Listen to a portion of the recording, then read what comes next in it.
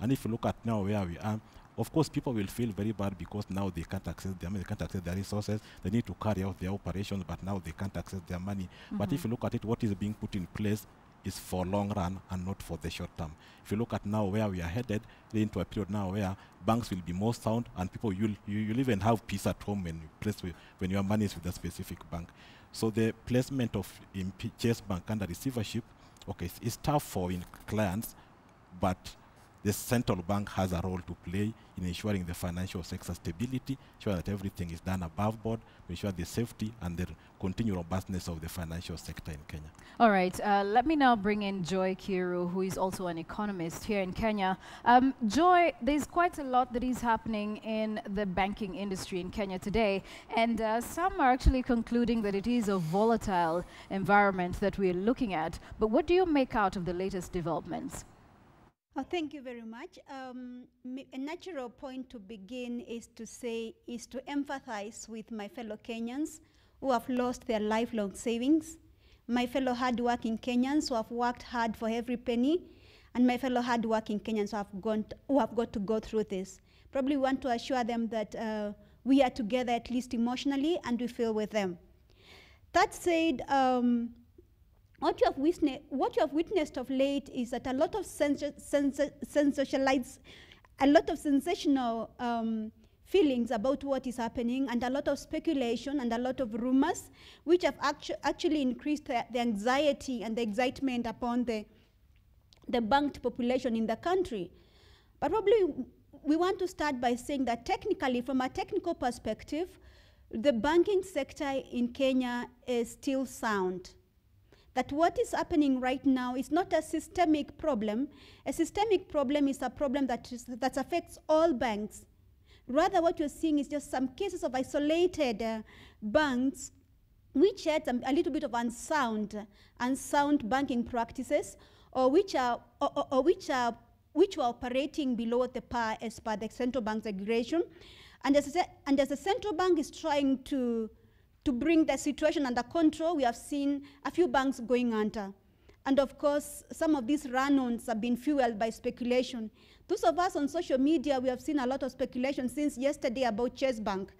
And even up to today, it was bound to happen, meaning that even if Chase Bank was sound yesterday, and we saw a notice to that effect, it was not going to work with the kind of run-on we saw today.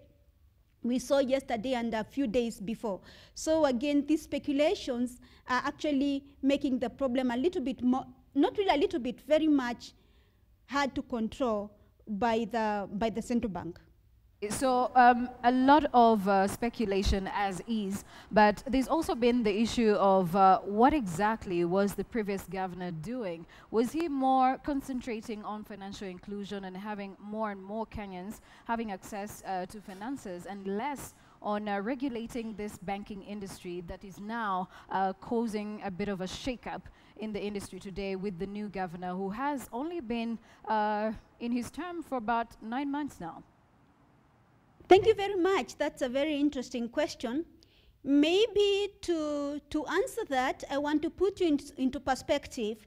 Where are we coming from? And we can trace this to the 2008 financial crisis, global financial crisis, 0809. We saw many banks in the Western economies, we saw financial crisis in the Western economies. And what happened? The whole world was united in trying to fight this crisis so that it does not spread. So many major regional banks in the world were advised to go easy. Even governments were advised to go easy as a way of fighting or trying to fight the financial crisis so that it does not spread to other countries.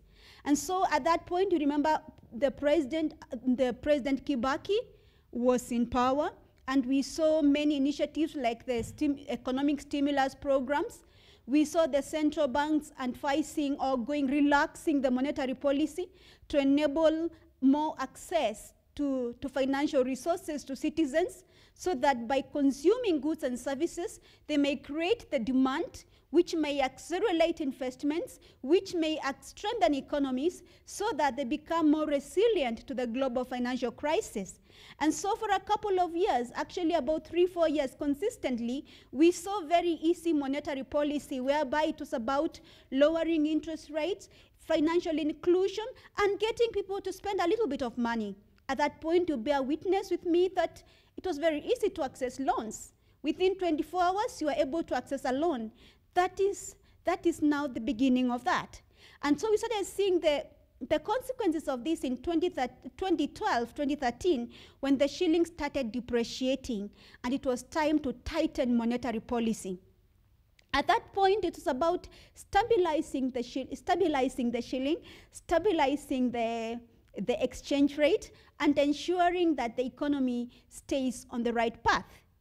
Now we are in the next stage of cleaning up, or rather paying for the easy monetary policy. Remember, if you go on an easy monetary policy, it's advisable that you sort of play catch-up policy. You become a little bit of a risk taker. You believe that this may be problematic, but you're ready with the tools to mitigate, but still you let it happen as you watch. I mean, you have to accommodate a little bit of a risk if you want to get somewhere. And so that's what was happening with the central bank regulation.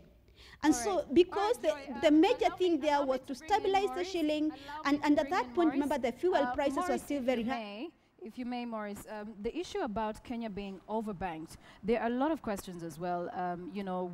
They've been given examples that, a country like Nigeria as well, that has a population of over 170 million people, and we are seeing a country like Kenya that has maybe over 40 million people having 42 banks, and Nigeria has just 22 banks. When you look at the two countries, probably we tend to conclude that Kenya could be overbanked, but is that the case? Because when we spoke to the Kenya Bankers Association Chief Executive Officer, he actually disagreed with the line of thought that Kenya is overbanked. Thank you, Joy. If you look at the population to bank ratio, compare Kenya with other African states, definitely Kenya is overbanked. Because if you look at Nigeria with a population over 200, having 22 banks, Kenya population around 41 million, having 42 banks. But what are the benefits that we've accrued as a result of, let's say, being overbanked? We've seen high levels of financial inclusion, which is very good. But now, if you look at now, economies usually move in phases. Where now we've reached a situation where almost all Kenyans can access financial services. Now the next step is to stabilize the financial services sector. That now we don't pose the entire Kenyan economy to a specific risk. And now those are the phases that we are now going through as Kenya as an economy, especially within the banking system. All right, but there was also a suggestion. In fact, the CBK governor was among the people who said that some of these small banks need to merge so that we do not have to have all these small banks operational. And then maybe to an extent, it might get difficult to monitor what exactly is happening at their level. But do you think that maybe we need to take that direction of merging the smaller banks so we are able to manage and take note of whether or not they are meeting the financial obligations? I would say yes and no. Yes, because naturally that's supposed to happen so that we have big banks that can meet the obligations, that can meet the capital adequacy ratios.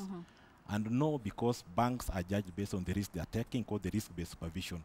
We can't just conclude that a bank with an asset base of 10 billion is better than a bank with an asset base of, let's say, 1 billion. It's based on the risk of their investment and how they are doing their business. Right. But if you look at the consolidation of a banking sector, it's not supposed to be a forced exercise. It's supposed to come in naturally, where banks now come to see the need of coming together. Small banks come together to form one big bank. It's not supposed, if you look at a case of bank consolidation in Nigeria, in fact, Kenyans should count themselves blessed, because now they are going through these moments somehow, let's say, like in somehow a peaceful manner compared to what we've seen in other African nations. In Nigeria, it was more volatile than even the Kenyan environment. But now, as we are moving to an environment where we want to stabilize the financial sector, and things are happening in an environment where they are controlled, as compared to what we've seen in other situations where it happens in a chaotic environment where every bank is in chaos. All right. All right. Let's now take a look at the journalistic point of view. And earlier on our Business Today show, we happened to speak to Paul Wafula, who is a business journalist with the Standard newspaper.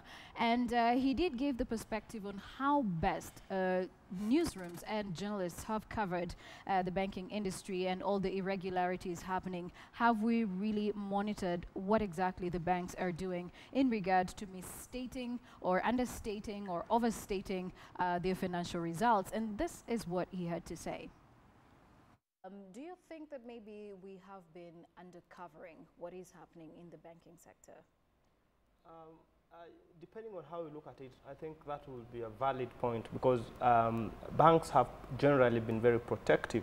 And the way banks operate is that any sign they see of a risk or anything that will cause a bank run, they try to calm it down. Banks are not the kind of institution that will go to court very easily, for instance, to sue any employee for anything that happened, because they want to ensure that everybody has a lot of confidence in the institution. So that makes them really guard anything that will come out in the public to paint them in a negative perspective. But having said that, I mean, things are changing. I mean, if you look at Deloitte, for the first time, they have come out to issue a qualified statement.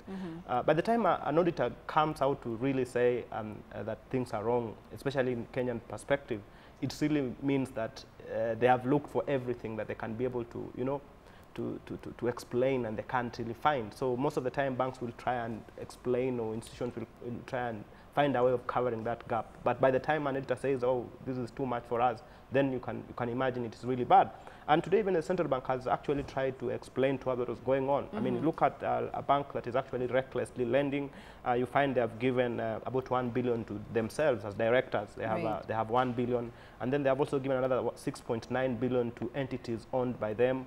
And then you have another 8.9 billion that they gave out to, and the money cannot actually be, I mean, there's no telling if it will be repaid. So a total of 16.6 billion, just that put aside, that can be classified as risky lending. And actually they have broken very many rules of lending that they are supposed to follow, and so on. Yeah. So we did see, specifically dealing with Chase Bank, we did see the fact that, you know, just 2 weeks ago they published their results, and then yesterday again they actually, no, the day before yesterday, they had to republish their results as well in the press. What exactly do we not understand about those two scenarios?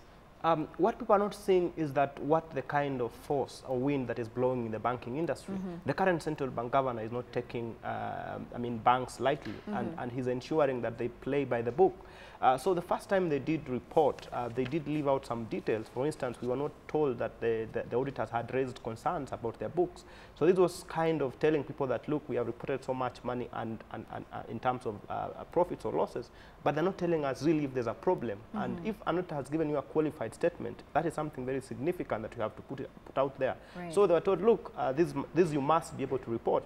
And then remember, they should have reported losses. I mean, the central bank told them that, look, yes, you have issues, but the issues here can be taken care of if you actually provide for those non-performing loans. So better book a bigger loss, but clean your books, than say everything is fine and clearly you are burning. So the bank was not meeting its obligations. When the central bank says that, it means that probably if you issue a check today to the bank, asking the bank, which is basically your agent, to pay some specific amount of money to somebody, and the bank actually doesn't do that. So it basically doesn't honor its obligations, and it ceases to be an institution that it is. All right. Yeah. You've also covered, and you've been going big on National Bank of Kenya as well, and all the irregularities happening in that bank as well, or banking institution. But where exactly is the problem? I think the problem, just to put it simply and in black and white, is greed.